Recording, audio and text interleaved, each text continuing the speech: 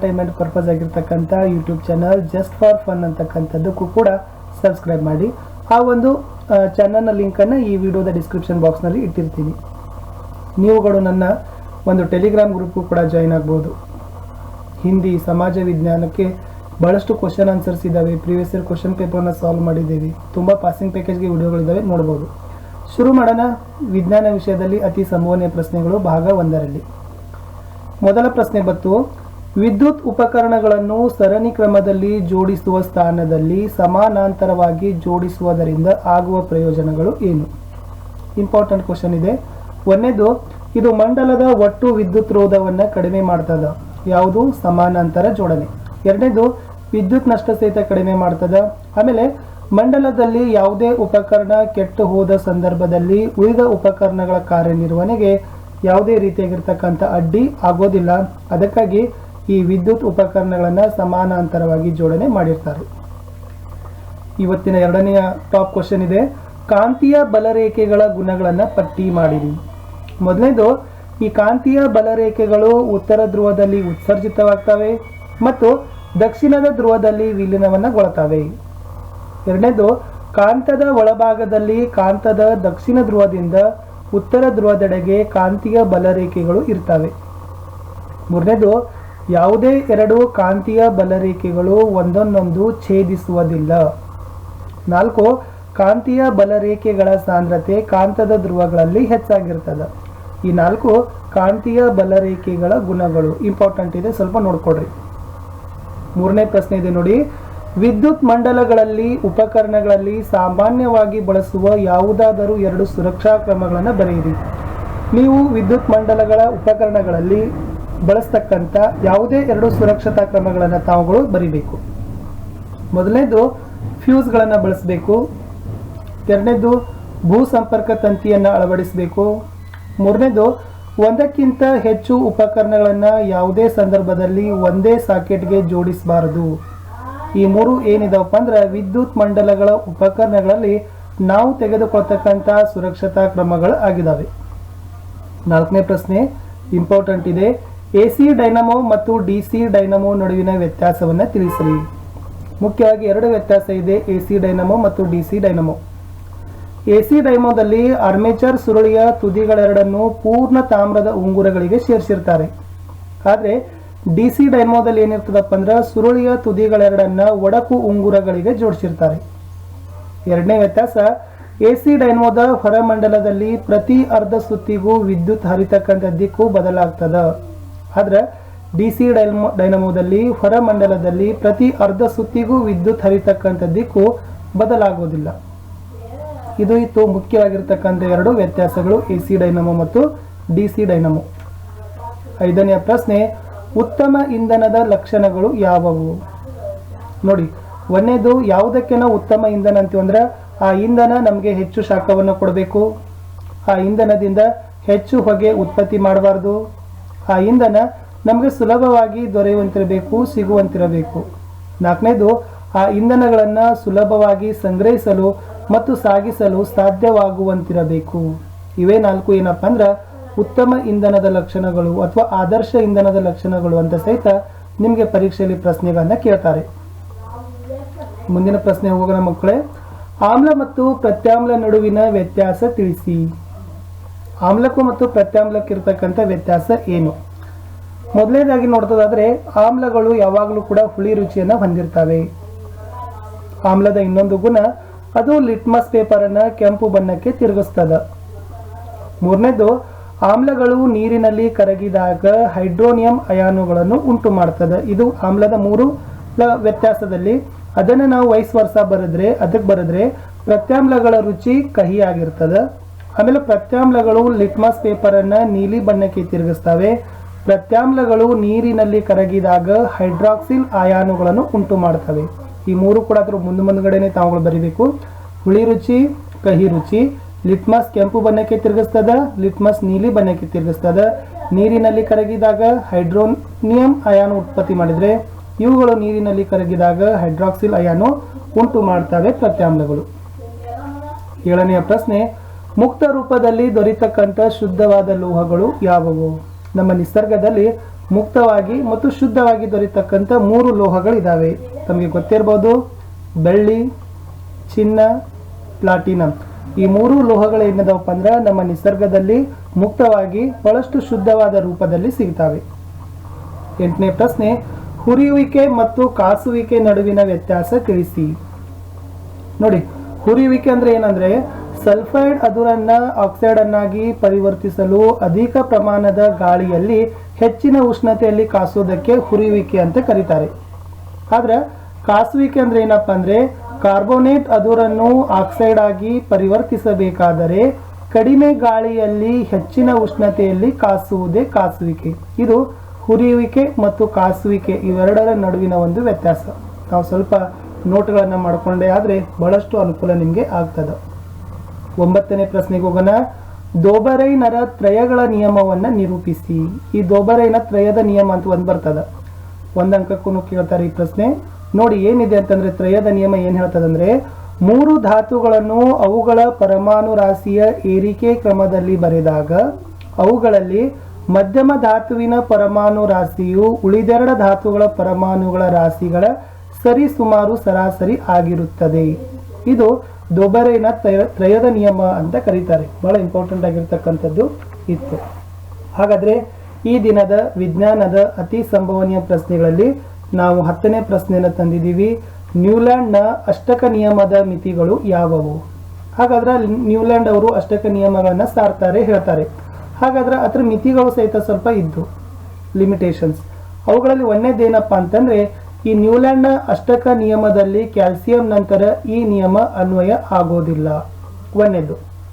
2ನೇ ಮಿತಿ ಏನಪ್ಪ ಅಂದ್ರೆ ಅವರ ಸಮಯದಲ್ಲಿ ಆವಿಷ್ಕಾರವಾಗಿರ್ತಕ್ಕಂಥ ಧಾತುಗಳಿಗೆ ಅಷ್ಟಕ ನಿಯಮ ಸರಿ ಹೊಂದಲಿಲ್ಲ. 3ನೆಯ ಮಿತಿ ಕೋಬಾಲ್ಟ್ ಮತ್ತು ನಿಕಲ್ ಎರಡನ್ನು ಒಂದೇ ಸ್ಥಾನದಲ್ಲಿ ಇಡಲಾಗಿತ್ತು ನ್ಯೂಲ್ಯಾಂಡ್ನ ಅಷ್ಟಕದ ನಿಯಮದಲ್ಲಿ. 4ನೇದು ನಿಕಲ್ ಮತ್ತು ಕೋಬಾಲ್ಟ್ ಗುಣಗಳನ್ನು ಹೋಲ್ತಕ್ಕಂಥ ಕಬ್ಬಿಣವನ್ನು ಅವುಗಳಿಂದ ದೂರದಲ್ಲಿ ಇಡಲಾಗಿತ್ತು. ಕಡೆಗೆ ಜಡ ಅನಿಲಗಳ ಆವಿಷ್ಕಾರದಿಂದಾಗಿ ಅಷ್ಟಕ ನಿಯಮ ಅಪ್ರಸ್ತುತವಾಯಿತು. ಈ ಮುಖ್ಯವಾಗಿ 5 ಏನಿದಾವಪ್ಪ ಅಂದ್ರೆ ನ್ಯೂಲ್ಯಾಂಡ್ನ ಅಷ್ಟಕ ನಿಯಮಗಳ ಒಂದು ಮಿತಿಗಳು ಅಂತ ಹೇಳ್ತೀವಿ. ಬಹಳ ಇಂಪಾರ್ಟೆಂಟ್ ಇದೆ. ತಾವುಗಳು ಸ್ವಲ್ಪ ಇವುಗಳ ಬಗ್ಗೆ ಲಕ್ಷ್ಯನ ಕೊಡಿ, ಗಮನವನ್ನು ಕೊಡಿ ಈ ಪ್ರಶ್ನೆಗಳ ಬಗ್ಗೆ. ವಿದ್ಯಾರ್ಥಿಗಳೇ, ಇಲ್ಲಿಯವರೆಗೆ ನಾನು ಏನು ಮಾಡಿದ್ದೀನಪ್ಪ ಅಂತಂದ್ರೆ MLQ ಮೋಸ್ಟ್ ಲೈಕ್ಲಿ ಕ್ವಶನ್ ಅಂತ ಸೈನ್ಸ್ ಅಲ್ಲಿ ಫಸ್ಟ್ ಪಾರ್ಟ್ ಅಲ್ಲಿ ನಿಮಗೆ ಕೊಟ್ಟಿದ್ದೀನಿ 10 ಕ್ವಶನ್ಸ್.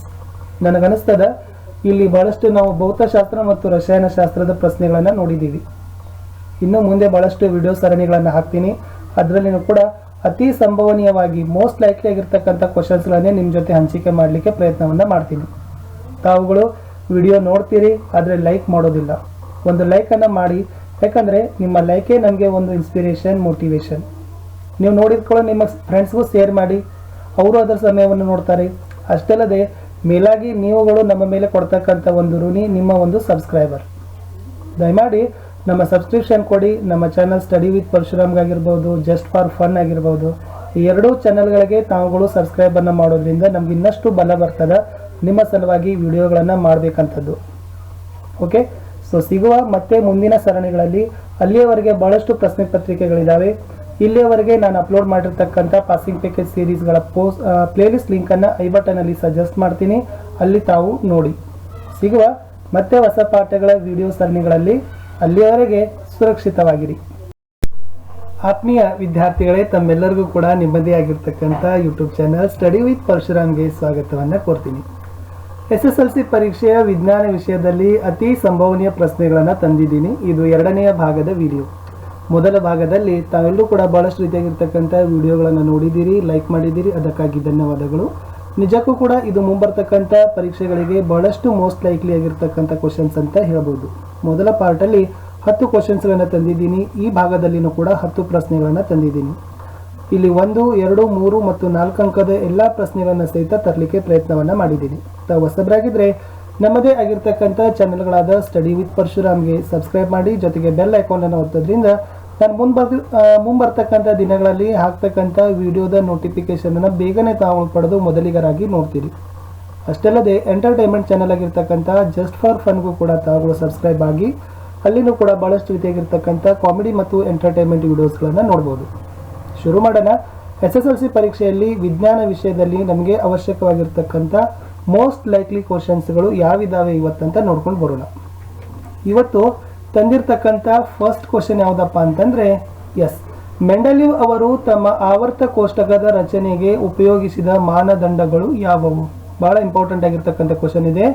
ಮೆಂಡಲೀವ್ ಅವರು ತಮ್ಮ ಆವರ್ತ ಕೋಷ್ಟಕದ ರಚನೆಗೆ ಉಪಯೋಗಿಸಿದ ಮಾನದಂಡಗಳು ಯಾವುವು? ಅವರು ಮೊದಲನೇ ಮಾನದಂಡ ಏನು ಉಪಯೋಗಿಸಿದ್ದಾರೆ ಅಂದರೆ ಪರಮಾಣು ರಾಶಿ ಮತ್ತು ರಾಸಾಯನಿಕ ಗುಣ.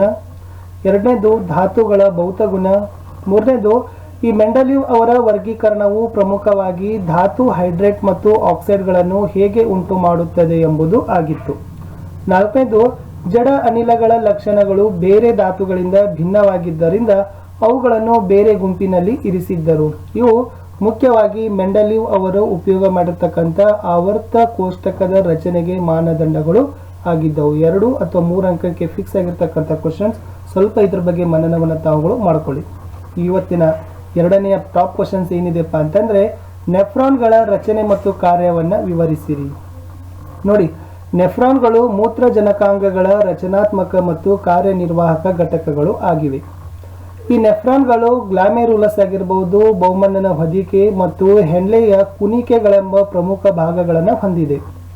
ಇವು ಮೂತ್ರಪಿಂಡಗಳಲ್ಲಿ ರಕ್ತದಿಂದ ಯೂರಿಯಾ ಅಥವಾ ಯೂರಿಕ್ ಆಮ್ಲಗಳಂತಹ ನೈಟ್ರೋಜನ್ ಯುಕ್ತ ತ್ಯಾಜ್ಯಗಳನ್ನು ಹೊರಹಾಕುತ್ತದೆ ನೆಫ್ರಾನ್. ಬಹಳ ಇಂಪಾರ್ಟೆಂಟ್ ಆಗಿರ್ತಕ್ಕಂಥ ಕ್ವಶನ್ ಇದೆ, 2 ಅಂಕಕ್ಕೆ ಖಂಡಿತವಾಗಿ ಕೇಳ್ತಾರೆ. ನೆಫ್ರಾನ್ನ ರಚನೆ ಮತ್ತು ಕಾರ್ಯವನ್ನು ವಿವರಿಸ್ತೀರಿ. ಈ 3 ಪಾಯಿಂಟ್ಗಳು ತಾವು ಬರೀಬೇಕು ವಿದ್ಯಾರ್ಥಿಗಳೇ. ಇವತ್ತಿನ ಮುಂದಿನ ಒಂದು ಟಾಪ್ ಕ್ವಶನ್ ಇತ್ತು, ರಚನಾನುರೂಪಿ ಅಂಗಗಳು ಎಂದರೇನು? ಉದಾಹರಣೆ ಕೊಡಿ. ಮೊದಲಿಗೆ ವ್ಯಾಖ್ಯೆಗಳನ್ನು ನೋಡ್ಕೊಂಡು ಬರೋಣ. ಅಂಗಗಳ ರಚನೆಯಲ್ಲಿ ಸಾಮ್ಯತೆ ಇರ್ತದ, ಆದರೆ ಕಾರ್ಯಗಳು ಬೇರೆ ಬೇರೆ ಜೀವಿಗಳಲ್ಲಿ ಭಿನ್ನವಾಗಿರ್ತವೆ. ನಾವು ಇವುಗಳನ್ನೇ ರಚನಾನುರೂಪಿ ಕಾರ್ಯ ಅಂಗಗಳು ಅಂತ ಕರಿತೀವಿ. ಅಂಗಗಳ ರಚನೆಯಲ್ಲಿ ಸಾಮ್ಯತೆ ಅಂದ್ರೆ ಒಂದೇ ಇರ್ತದ, ಆದ್ರೆ ಇದರ ಕಾರ್ಯಗಳು ಬೇರೆ ಬೇರೆ ಜೀವಿಗಳಲ್ಲಿ ಬೇರೆ ಬೇರೆ ಆಗಿರ್ತದ.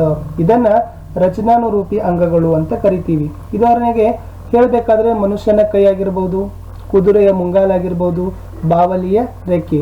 ಅಂದ್ರೆ ಮನುಷ್ಯನ ಕೈ ಎಲ್ಲರ ಒಂದು ರಚನೆಯಲ್ಲಿ ಒಂದೇ ಇದ್ರೆ ಸೊ ಅದರ ಕಾರ್ಯಗಳು ಏನಾಗ್ತಾವಪ್ಪ ಅಂದ್ರೆ ಬೇರೆ ಬೇರೆ ಆಗಿರ್ತವೆ. ಸೊ ಈ ತರನಾಗಿ ನಾವು ಇದಕ್ಕೆ ಉದಾಹರಣೆಯನ್ನ ಕೊಡ್ಬೋದು. ಇದು ಇಂಪಾರ್ಟೆಂಟ್ ಕ್ವಶನ್ ಇತ್ತು.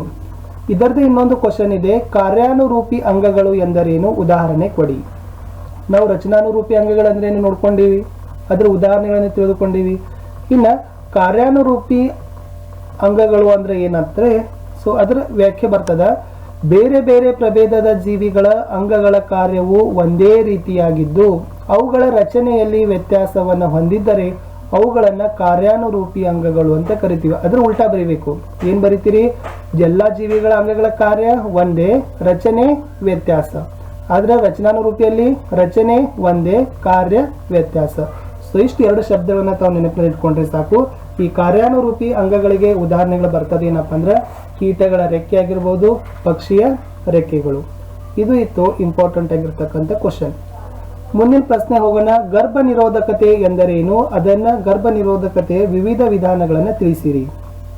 ನೋಡಿ, ಬೇಡವಾದ ಮಗುವನ್ನ ತೆಗಿತಕ್ಕಂಥ ವಿಧಾನಕ್ಕೆ ಗರ್ಭ ನಿರೋಧಕತೆ ಅಂತ ಕರೀತಾವೆ. ಸೊ ಈ ಗರ್ಭ ನಿರೋಧಕತೆಯನ್ನ ತಡಿಬೇಕಾದ್ರೆ ಇರ್ತಕ್ಕಂಥ ಮೊದಲ ವಿಧಾನ ನೈಸರ್ಗಿಕ ವಿಧಾನ ಅಂತೀವಿ, ಅಂದ್ರೆ ಲೈಂಗಿಕ ಕ್ರಿಯೆಯನ್ನ ಮಾಡದೇ ಇರುವುದು. ಎರಡನೇದು ತಡೆ ಒಡ್ಡುವುದು ಅಂತ ಕರೀತಾರೆ. ಅಂದ್ರೆ ಏನ್ ಮಾಡ್ತಾರಪ್ಪ ಅಂದ್ರೆ ಈ ಶಿಶ್ನದ ಮೇಲೆ ಕಾಂಡೋಮ್ಗಳನ್ನ ಹಾಕೋದಾಗಿರ್ಬೋದು ಅಥವಾ ಯೋನಿಗಳಿಗೆ ಚೀಲಗಳನ್ನ ಅಳವಡಿಸಿಕೊಂಡು ಸಹಿತ ಈ ಗರ್ಭಧಾರಣೆಯನ್ನು ಏನ್ ಮಾಡ್ತಾರಪ್ಪ ಅಂದ್ರೆ ಅಡ್ಡಿ ಅನ್ನೋದಕ್ಕೆ ಒಡ್ತಾರೆ. ಗರ್ಭ ನಿರೋಧಕತೆ ವಿಧಾನ ಇದು ಕೂಡ ಒಂದು ಆಗಿದೆ. ಮೂರನೇದು ಏನಪ್ಪಾ ಅಂದ್ರೆ ಮಾತ್ರೆಗಳನ್ನ ಬಳಸೋದಾಗಿರ್ಬೋದು. ನಾಲ್ಕನೇದು ಇಲ್ಲಿ ವಂಕಿ ಅಥವಾ ಕಾಪರ್ ಟೀ ಬಳಕೆಗಳನ್ನ ಸಹಿತ ಮಾಡ್ತಾರೆ. ಕಡೆಗೆ ಆ ಶಸ್ತ್ರಕ್ರಿಯಾ ವಿಧಾನ ಅಂತ ಇದೆ, ಸಂತಾನಹರಣ ಚಿಕಿತ್ಸೆ. ಓಕೆ, ಸೊ ಈ ತರನಾಗಿ ಮಾಡೋದ್ರಿಂದ ಏನ್ ಮಾಡ್ತಾರಪ್ಪ ಅಂದ್ರೆ ಗರ್ಭ ನಿರೋಧಕತೆ ವಿಧಾನವನ್ನ ಇದನ್ನ ಮಾಡ್ತಾರೆ. ಇದಿಷ್ಟಿತ್ತು ಇಂಪಾರ್ಟೆಂಟ್ ಆಗಿರ್ತಕ್ಕಂಥ ಕ್ವಶನ್. ಸೊ ಮುಂದಿನ ಪ್ರಶ್ನೆಗೆ ಹೋಗೋಣ. ಪರಿಸರ ಸಂರಕ್ಷಣೆಗೆ ಇರುವ 3 ಆರ್ಗಳನ್ನು ವಿವರಿಸಿರಿ. ನಮ್ಮ ಪರಿಸರವನ್ನ ಸಂರಕ್ಷಣೆ ಮಾಡಬೇಕಾದ್ರೆ ಅಲ್ಲಿರ್ತಕ್ಕಂಥ 3 ಆರ್ಗಳು ಯಾವುವು? ಮೊದಲನೇದು ಮರುಬಳಕೆ. ಕೆಲವು ವಸ್ತುಗಳನ್ನ ಒಮ್ಮೆ ಬಳಸಿ ಬಿಸಾಡದೆ ಮತ್ತೆ ಅವುಗಳನ್ನ ಏನ್ ಮಾಡ್ಬೇಕಂದ್ರೆ ಉಪಯೋಗಿಸ್ಬೇಕು. ಕೆಲವು ವಸ್ತುಗಳನ್ನ ಒಮ್ಮೆ ಬಳಸಿ ಬೀಸಾಡದೆ ಮತ್ತೆ ಅವುಗಳನ್ನ ಬಳಕೆ ಮಾಡುವುದೇ ಮರುಬಳಕೆ. ಎರಡನೇದು ಮರುಚಕ್ರೀಕರಣ ಅಂತ ಕರಿತೀವಿ.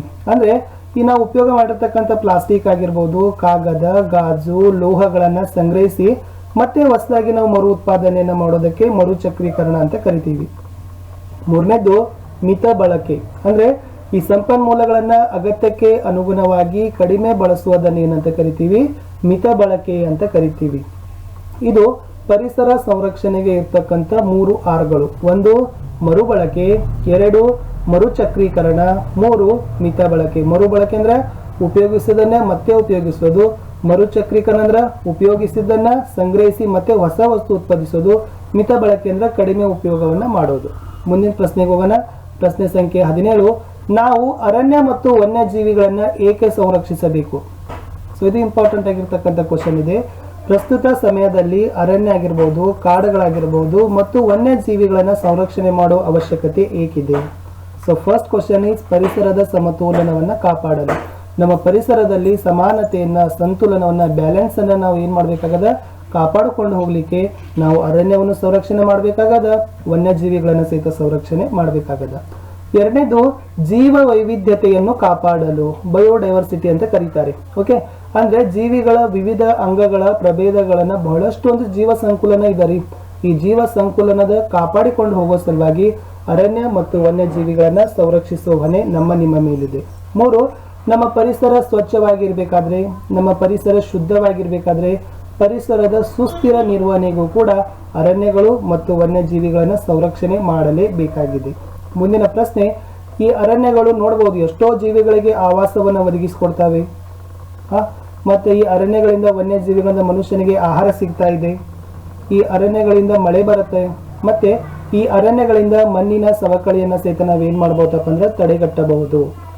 ಸೊ ಈ ಕಾರಣಕ್ಕಾಗಿ ನಾವುಗಳು ಏನ್ ಮಾಡ್ಬೇಕಾಗದ, ಅರಣ್ಯ ಮತ್ತು ವನ್ಯಜೀವಿಗಳನ್ನ ಸಂರಕ್ಷಣೆ ಮಾಡ್ತಕ್ಕಂಥ ಗುರುತರವಾಗಿರ್ತಕ್ಕಂಥ ಒಂದು ಜವಾಬ್ದಾರಿ ನಮ್ಮ ನಿಮ್ಮೆಲ್ಲರ ಮೇಲೆ ಇದೆ. ಮುಂದಿನ ಪ್ರಶ್ನೆಗೆ ಹೋಗೋಣ. ತ್ಯಾಜ್ಯಗಳ ನಿರ್ವಹಣೆಗೆ ಕೈಗೊಳ್ಳಬಹುದಾದ ಕ್ರಮಗಳನ್ನ ಪಟ್ಟಿ ಮಾಡಿ. ಸೊ ವೇಸ್ಟೇಜ್ ಅಂತಿರಲ್ಲ, ಈ ವೇಸ್ಟೇಜ್ ಅನ್ನ ತಾವುಗಳು ನಿರ್ವಹಣೆಯನ್ನ ಮಾಡಬೇಕಾದ್ರೆ, ಮೇಂಟೆನೆನ್ಸ್ ಗಳನ್ನ ಮಾಡಬೇಕಾದ್ರೆ ಯಾವೆಲ್ಲ ಕ್ರಮಗಳನ್ನ ಕೈಗೊಳ್ಳಬೇಕು? ಒಂದನೇದು, ಈ ತ್ಯಾಜ್ಯಗಳನ್ನ ಕಡಿಮೆ ತ್ಯಾಜ್ಯಗಳನ್ನ ಉತ್ಪತ್ತಿ ಮಾಡತಕ್ಕಂಥ ವಸ್ತುಗಳನ್ನ ಬಳಕೆಯನ್ನ ಮಾಡಬೇಕು. ಎರಡನೇದು, ಈ ವಿಘಟನೆಯಾಗದ ವಸ್ತುಗಳ ಬಳಕೆಯನ್ನ ನಿರಾಕರಣೆ ಮಾಡಬೇಕು. ಪ್ಲಾಸ್ಟಿಕ್ ಆಗಿರ್ಬೋದು, ಗಾಜ್ ಆಗಿರ್ಬೋದು, ಈ ಒಟ್ಟ ವಿಘಟನೆಯನ್ನು ಕೊಳೆಯೋದೇ ಇಲ್ಲ. ಇಂಥ ವಸ್ತುಗಳನ್ನ ಸಾಧ್ಯವಾದಷ್ಟು ನಾವು ಕಡಿಮೆ ಬಳಕೆಯನ್ನ ಮಾಡಬೇಕು ಅಥವಾ ಬಳಕೆ ಮಾಡೋದನ್ನೇ ಬಿಟ್ಟೇ ಬಿಡಬೇಕು. ಮೂರನೇದು ಏನದಪ್ಪ ಅಂದ್ರ, ನಾವು ಬಳಕೆ ಮಾಡಿರ್ತಕ್ಕಂಥ ಕಸಗಳಲ್ಲಿ, ಉಪಯೋಗ ಮಾಡಿರ್ತಕ್ಕಂಥ ವಸ್ತುಗಳಲ್ಲಿ ಹಸಿ ಕಸ ಮತ್ತು ಒಣ ಕಸ ಅಂತ ವಿಂಗಡಣೆಯನ್ನ ಮಾಡಿ ಅವುಗಳನ್ನ ವಿಲೇವಾರಿಯನ್ನ ಅಂದ್ರೆ ಹೊರಗಡೆ ಹಾಕ್ತಕ್ಕಂಥ ಕೆಲಸವನ್ನ ಮಾಡಬೇಕು. ಆಮೇಲೆ ತ್ಯಾಜ್ಯಗಳನ್ನ ಮರುಚಕ್ರೀಕರಣವನ್ನ ಮಾಡಬೇಕು. ಅಂದ್ರೆ ಉಪಯೋಗಿಸ್ತಿರ್ತೀವಿ, ಸಂಗ್ರಹಿಸ್ತೀವಿ, ಮತ್ತೆ ಹೊಸ ವಸ್ತುಗಳನ್ನು ಉತ್ಪಾದನೆ ಮಾಡೋದೇ ಮರುಚಕ್ರೀಕರಣ. ಇದನ್ನ ಕೂಡ ಕೆಲಸ ಆಗ್ಬೇಕು. ಆಮೇಲೆ ಹಸಿ ಕಸದಿಂದ ಕಂಪೋಸ್ಟ್ ಅನ್ನ ತಯಾರಿಕೆಯನ್ನ ಮಾಡಬಹುದು. ಈ ಗೊಬ್ಬರಗಳನ್ನು ಕೂಡ ನಾವೇನ್ ಮಾಡ್ಬೋದಪ್ಪ ಅಂದ್ರೆ ಹಸಿ ಕಸದಿಂದ ತಯಾರಿಕೆಯನ್ನ ಮಾಡಬಹುದು. ಆಸ್ಪತ್ರೆಯಲ್ಲಿ ಬಹಳಷ್ಟು ತ್ಯಾಜ್ಯಗಳ ವೇಸ್ಟೇಜ್ ಇರ್ತದ, ಅವುಗಳನ್ನ ಸುಡಬೇಕು. ಆಮೇಲೆ ಕೆಲವೊಂದಿಷ್ಟು ವಿಷಕಾರಿಯಾಗಿರ್ತಕ್ಕಂಥ ತ್ಯಾಜ್ಯಗಳನ್ನ ಹೂಡ್ತಕ್ಕಂಥ ಕೆಲಸವನ್ನ ಸಹಿತ ಮಾಡಬೇಕು. ಸೊ ಇದು ತ್ಯಾಜ್ಯಗಳ ನಿರ್ವಹಣೆಗೆ ಇರ್ತಕ್ಕಂಥ ತೆಗೆದುಕೊಳ್ಳಬೇಕಾಗಿರ್ತಕ್ಕಂಥ ಕ್ರಮಗಳು ಅಂತ ಹೇಳ್ತೀವಿ. ಮುಂದಿನ ಪ್ರಶ್ನೆ ಇತ್ತು ವಿದ್ಯಾರ್ಥಿಗಳೇ, ಮಾನವನ ಸಣ್ಣ ಕರುಳಿನಲ್ಲಿ ಕಂಡು ಬರುವ ಬ್ಯಾಕ್ಟೀರಿಯಾ ಯಾವುದು? ನೋಡಿ, ತಮಗೆ ಗೊತ್ತಿರಬಹುದು, ಮಾನವನ ಸಣ್ಣ ಕರುಳಿನಲ್ಲಿರ್ತಕ್ಕಂಥ ಬ್ಯಾಕ್ಟೀರಿಯಾ ಕೋಲಿಫಾರ್ಮ್ ಅಂತ ಕರೀತಾರೆ. ಇವತ್ತಿನ ಕಡೆಯ ಪ್ರಶ್ನೆ ಇತ್ತು, ಗಂಗಾ ಕ್ರಿಯಾ ಯೋಜನೆ ಯಾವ ವರ್ಷ ಜಾರಿ ಬಂದಿತು? 1985ರಲ್ಲಿ ಗಂಗಾ ಕ್ರಿಯಾ ಯೋಜನೆ ಜಾರಿ ಬಂದಿತು. ವಿದ್ಯಾರ್ಥಿಗಳೇ, ಧನ್ಯವಾದಗಳು. ಚಾನಲ್ ಅನ್ನು ಲೈಕ್, ಶೇರ್, ಸಬ್ಸ್ಕ್ರೈಬ್ ಮಾಡಲು ಮರೆಯದಿರಿ. ಮತ್ತೆ ಸಿಗೋಣ ಹೊಸ ಪಾಠಗಳ, ಹೊಸ ವಿಡಿಯೋಗಳ. ವಿದ್ಯಾರ್ಥಿಗಳೇ, ತಮ್ಮೆಲ್ಲರಿಗೂ ಕೂಡ ನಿಮ್ಮದೇ ಆಗಿರ್ತಕ್ಕಂಥ ಯೂಟ್ಯೂಬ್ ಚಾನಲ್ ಸ್ಟಡಿ ವಿತ್ ಪರಶುರಾಮ್ಗೆ ಸ್ವಾಗತವನ್ನು ಕೋರ್ತೀನಿ. ಸೊ ಇವತ್ತು ಕೂಡ SSLC ಪರೀಕ್ಷೆಯ ತಯಾರಿಯಲ್ಲಿ ನೀವುಗಳು ಇದ್ದೀರಿ. ಸೊ ನೀವುಗಳು ವಿಜ್ಞಾನ ವಿಷಯದಲ್ಲಿ ತೊಡಗಿದ್ದೀರಿ. ಅದರಲ್ಲಿ ನಾವುಗಳು ಅತಿ ಸಂಭವನೀಯ ಪ್ರಶ್ನೆಗಳ ವಿಡಿಯೋಗಳನ್ನು ಹಾಕ್ತಾ ಇದ್ದೀವಿ. ಅಂದರೆ ಬಹಳಷ್ಟು ಇಂಪಾರ್ಟೆಂಟ್ ಆಗಿರ್ತಕ್ಕಂಥ ಮೋಸ್ಟ್ ಲೈಕ್ಲಿ ಕ್ವಶನ್ಸ್ಗಳನ್ನು ಪರೀಕ್ಷೆಯಲ್ಲಿ ಕೇಳಬಹುದಾಗಿರ್ತಕ್ಕಂಥ ಪ್ರಶ್ನೆಗಳನ್ನೇ ನಾವು ನಿಮಗೆ ಕೊಡ್ತಾ ಇದ್ದೀವಿ. ಇದಕ್ಕಿಂತ ಮುಂಚೆ 2 ಭಾಗಗಳ ವಿಡಿಯೋಗಳನ್ನು ಕೊಟ್ಟಿದ್ದೀವಿ. ಸೊ ಅವುಗಳನ್ನು ನೋಡದೇ ಇದ್ದರೆ ಮೇಲೆ ಐ ಬಟನಲ್ಲಿ ವಿಡಿಯೋಗಳ ಲಿಂಕನ್ನು ಸಜೆಸ್ಟ್ ಮಾಡ್ತೀನಿ. ಅವುಗಳನ್ನು ತಪ್ಪದೇ ನೋಡಿ ಮತ್ತು ಅಧ್ಯಯನದಲ್ಲಿ ನಿರತರಾಗಿ. ಸೊ ಇವತ್ತು ಕೂಡ ಅದರ ಮುಂದಿನ ಭಾಗವನ್ನು, ಮುಂದಿನ ಪ್ರಶ್ನೆಗಳನ್ನು ನಿಮ್ಮ ಮುಂದೆ ತರಲಿಕ್ಕೆ ಪ್ರಯತ್ನವನ್ನು ಮಾಡಿದ್ದೀನಿ. ವಿದ್ಯಾರ್ಥಿಗಳೇ, ತಾವು ಹೊಸಬರಾಗಿದ್ದರೆ ದಯಮಾಡಿ ನನ್ನ ಚಾನಲನ್ನು ಸಬ್ಸ್ಕ್ರೈಬ್ ಮಾಡಿ, ಜೊತೆಗೆ ಬೆಲ್ ಐಕಾನನ್ನು ಒತ್ತೋದ್ರಿಂದ ಮುಂಬರ್ತಕ್ಕಂಥ ಎಲ್ಲ ವಿಡಿಯೋಗಳ ನೋಟಿಫಿಕೇಶನ್ ತಮಗೆ ಮೊದಲಿಗೆ ಸಿಗತ್ತೆ. ಅಷ್ಟಲ್ಲದೆ ನೀವು ನನ್ನನ್ನು ಟೆಲಿಗ್ರಾಮ್ ಗ್ರೂಪಲ್ಲಿನೂ ಕೂಡ ಸೇರಿಕೊಳ್ಳಬಹುದು. ಆ ಟೆಲಿಗ್ರಾಮ್ ಗ್ರೂಪ್ನ ಲಿಂಕನ್ನು ಸಹಿತ ಈ ವಿಡಿಯೋದ ಡಿಸ್ಕ್ರಿಪ್ಷನ್ ಬಾಕ್ಸ್ನಲ್ಲಿ ಹಾಕಿರ್ತೀನಿ. ಹಾಗಾದರೆ ದಯಮಾಡಿ ಇಷ್ಟ ಆದರೆ ವಿಡಿಯೋವನ್ನು ಲೈಕ್ ಮಾಡಿ, ನಿಮ್ಮ ಗೆಳೆಯರಿಗೆ ಶೇರ್ ಮಾಡಿ, ಮತ್ತೇನಾದರೂ ಡೌಟ್ ಅಥವಾ ಸಂದೇಹ ಇದ್ದರೆ ಕಮೆಂಟ್ ಸೆಷನ್ನಲ್ಲಿ ಪಿನ್ ಮಾಡಲು ಸಹಿತ ಮರೆಯದಿರಿ. ಇವತ್ತು ವಿಜ್ಞಾನ ವಿಷಯದ ಅತಿ ಸಂಭವನೀಯ ಪ್ರಶ್ನೆಗಳ ಭಾಗ 3 ನೋಡ್ಕೊಂಡು ಬರೋಣ. ಎಸ್, ಪ್ರಶ್ನೆ 21 ಬತ್ತು. ಸೊ ಇದಕ್ಕಿಂತ ಮೊದಲು 20 ಪ್ರಶ್ನೆಗಳು 2 ವಿಡಿಯೋದಲ್ಲಿ ಇದ್ದಾವೆ. ಪ್ರಶ್ನೆ 21 ಹೀಗಿದೆ: ಪ್ರೌಢಾವಸ್ಥೆಗೆ ಬಂದಾಗ ಹುಡುಗರಲ್ಲಿ ಕಾಣಿಸಿಕೊಳ್ಳುವ ದೈಹಿಕ ಬದಲಾವಣೆಗಳು ಯಾವುವು? ಸಾಮಾನ್ಯವಾಗಿ ಪ್ರೌಢಾವಸ್ಥೆಗೆ ಬಂದಾಗ ಹುಡುಗರಲ್ಲಿ ಧ್ವನಿ ಹೊಡಿತದ. ಎರಡನೇದು, ಕಂಕುಳು ಜನನಾಂಗಗಳು ಮತ್ತು ಮುಖದ ಮೇಲೆ ದಟ್ಟವಾಗಿ ಕೂದಲುಗಳು ಬೆಳಿಲಿಕ್ಕೆ ಪ್ರಾರಂಭವನ್ನು ಮಾಡ್ತವೆ. ಆಮೇಲೆ ಮೊಡವೆಗಳು ಕಾಣಿಸಿಕೊಳ್ತವೆ. ಹಗಲುಗನಸು ಅಥವಾ ರಾತ್ರಿಯ ವೇಳೆ ಶೀಷ್ಣ ಏನಾಗ್ತದಪ್ಪ ಅಂದ್ರೆ ನಿಮಿರ್ತದ.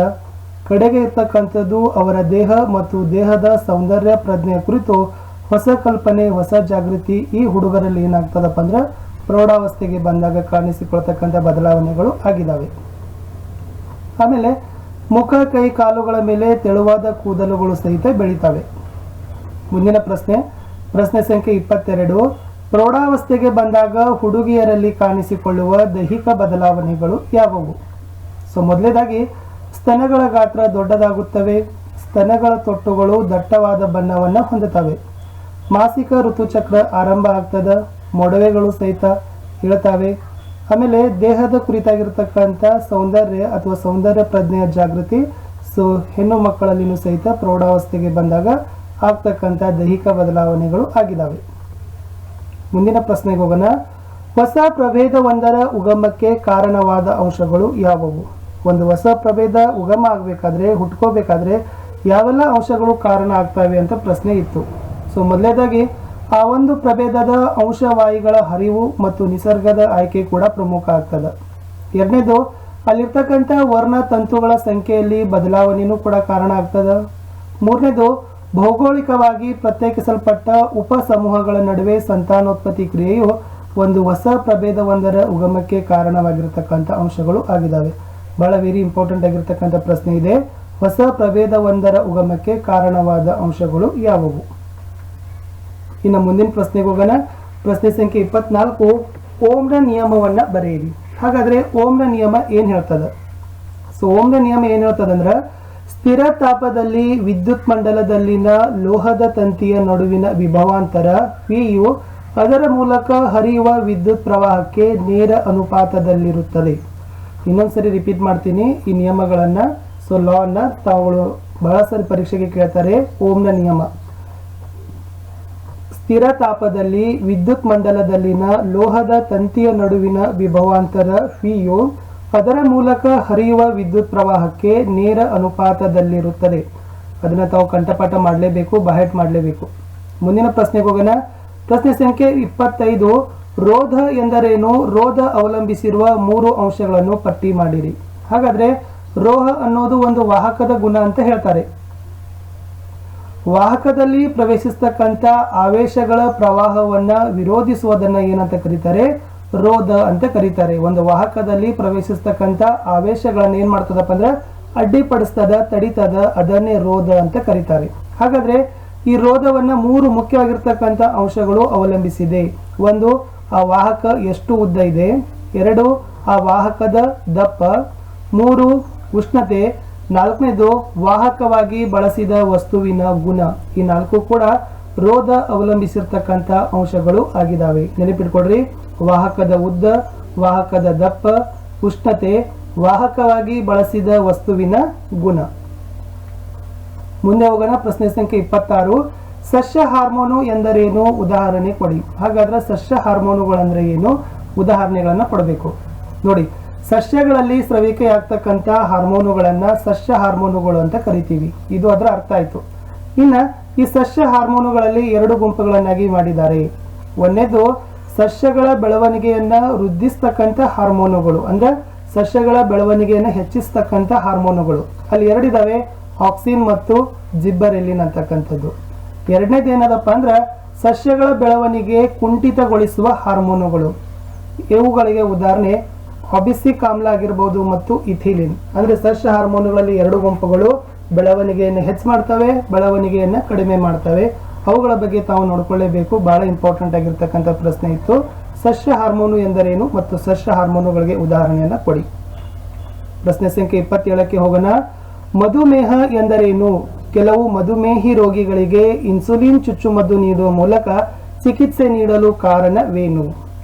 ನೋಡಿ, ಮೇದೋಜೀರಕ ಗ್ರಂಥಿಯ ಅಸಹಜ ಕಾರ್ಯದಿಂದ ಇನ್ಸುಲಿನ್ ಹಾರ್ಮೋನು ಕೊರತೆಯಾಗಿ ರಕ್ತದಲ್ಲಿ ಗ್ಲೂಕೋಸ್ ಪ್ರಮಾಣ ಹೆಚ್ಚಾಗುವುದಕ್ಕೆ ಮಧುಮೇಹ ಅಂತ ಕರೀತಾರೆ. ನೋಡಿ, ಮೇದೋಜೀರಕ ಗ್ರಂಥಿಯ ಅಸಹಜ ಕಾರ್ಯದಿಂದ ಇನ್ಸುಲಿನ್ ಹಾರ್ಮೋನು ಕೊರತೆಯಾಗಿ ರಕ್ತದಲ್ಲಿ ಗ್ಲೂಕೋಸ್ ಪ್ರಮಾಣ ಹೆಚ್ಚಾಗುವುದಕ್ಕೆ ಮಧುಮೇಹ ಅಂತ ಕರೀತಾರೆ.